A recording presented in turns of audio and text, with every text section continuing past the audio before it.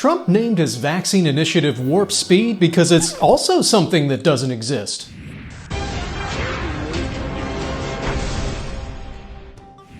This is News to Me number 242. I'm Dave Colombo. And I'm Laura High. This episode is brought to you by your parents' Zoom call. Well, at least you found out how your mom's blinds are getting through quarantine. I have lost so much muscle mass that I was going to take a walk outside, but became winded by putting my socks on. It's been so long since I've gotten any exercise, I now classify Oscar the Grouch as having an active lifestyle.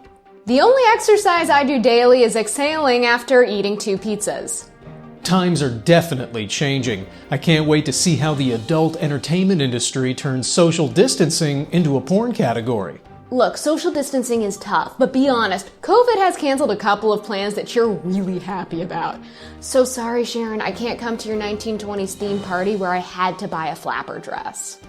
It is hard to believe we used to slap each other's hands, eat in public troughs, and watch shows where people took masks off on purpose? The president still refuses to wear a mask, and well, it would be nice for him to treat his face like a CDC report and cover it up. On the other hand, he's already got so much on his face, I don't think anything's gonna get through. Trump's personal valet tested positive for coronavirus. You know what will look dumber than a mask on your face, Mr. President? Egg and a ventilator. This is the second White House employee to test positive, but on the upside, you can't have another whistleblower if your lungs are inflamed. At an event, the president gave the world this shiny nugget. When you test, you have a case. When you test, you find something is wrong with people. If we didn't do any testing, we would have very few cases.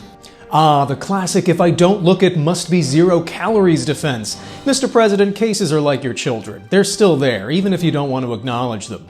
But the big story, Fox News has given up coronavirus coverage for Obamagate, which according to the 8th page of Google, after all the articles debunking it, claims after the Russian investigation, partisan Democrat officials illegally requested Michael Flynn's name, all orchestrated by Obama for political gain. Ooh. It is getting harder and harder for Trump to dodge responsibility for the situation we are in, and Bone Spurs won't get him out of this. So, he's going for his favorite excuse card, Obama.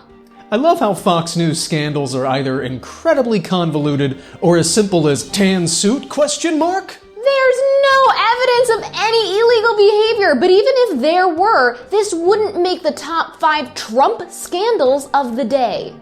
Look, journalists would love to get to the shady Trump corrupt politician stories, but they can't because of, the mistresses and xenophobia and suggestions of injecting bleach. So just to recap, the president's authority is total.